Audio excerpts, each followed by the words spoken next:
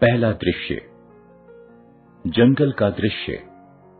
राजा अपने मंत्री के साथ जंगल में टहल रहे हैं। अचानक उनके मन में कुछ विचार आता है। मंत्री जी, मैं अपने राज्य का विकास करना चाहता हूं। मेरी आज्ञा है कि यह जंगल काटकर यहां की जमीन साफ कर दी जाए। लेकिन महाराज, इससे क्या होगा?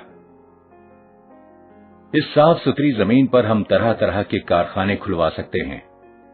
उन कारखानों में हमारी प्रजा को रोजगार मिलेगा।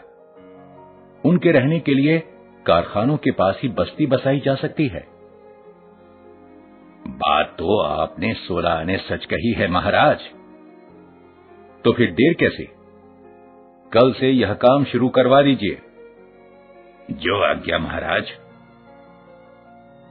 दूसरा दृश्य। कुछ वर्षों बाद राजा अपने मंत्री के साथ बस्ती की प्रजा का हालचाल जानने आते हैं। अरे, यहां तो चारों ओर सूखा पड़ा हुआ है। महाराज, जब से यह बस्ती बसी है, यहां वर्षा की एक बूंद भी नहीं गिरी। इस कारण फसल भी ठीक तरह से नहीं होती और यहां के लोग बीमार भी रहने लगे हैं। महाराज, हमने वर्षा के लिए कई बार यज्ञ और पूजा भी करवाई, पर सब उपाय विफल। अब तो महाराज आप ही कोई उपाय करें।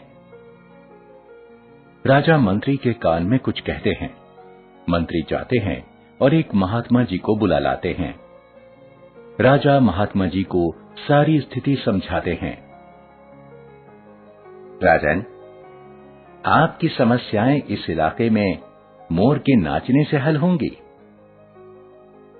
मंत्री जी, दूर दूर के जंगलों से मोर पकड़कर मंगवाएं और इस बस्ती में उन्हें नाचने के लिए छोड़ा जाए। ऐसा ही होगा महाराज। तीसरा दृश्य। बस्ती में 10-20 मोर इधर उधर बैठे हैं। सब के सब उदास। उनमें से कोई भी मोर नाच नहीं रहा। राजा के आदेश पर महात्मा जी को पुनः बुलाया जाता है। हे ऋषिवर, जैसा आपने कहा था हमने वैसा ही किया, परंतु अभी तक एक भी मोर यहां नहीं नाचा। राजन, क्या आपने यह प्रयास बरसात के मौसम में किया? ऋषिवर, यहां तो पूरे साल गर्मियों जैसे ही दिन रहते हैं। बरसात का मौसम होता भी है, यह तो हम भूल ही गए हैं। जब आप पेड़ काटकर जंगल नष्ट कर देंगे, तो बरसात का मौसम कहां से पाएंगे? राजन, आपने राज्य के विकास को अधिक महत्व दिया और राज्य को पत्थरों का बाग बना डाला। जहां हरियाली ना हो, वहां बादल कहां से आएंगे? और बिन बादल भला मोर कैसे नाचेंगे? आप ये क्या कह रहे हैं ऋषिवर? हाँ राजन, आपकी सभी समस्याओं की जड़ यही है। हरियाली समाप्त हो जाने से राज्य में पड़ने वाला सूखा और यहाँ होने वाली बीमारियां कोई आश्चर्य का विषय नहीं। यदि हम पर्यावरण की रक्षा करेंगे, तभी तो बदले में वह हमारी रक्षा करेगा। लेकिन अब क्या उपाय है ऋषिवर?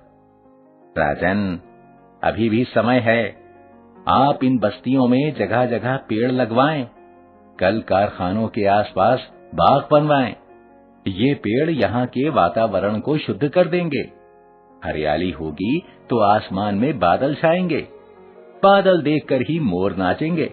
फिर जब बारिश होगी तो अपनी प्रजा के साथ आप भी झूमेंगे। ऋषिवर, आपने मेरी आंखें खोल दी। मैंने पुत्रवत प्रजा का ध्यान तो रखा, लेकिन मां समान प्रकृति का अनादर किया। मैंने घोर पाप किया है। प्रकृति मां मुझे कभी माफ नहीं करेंगी। ऐसा मत सोचिए राजन, मां क्षमाशील होती हैं।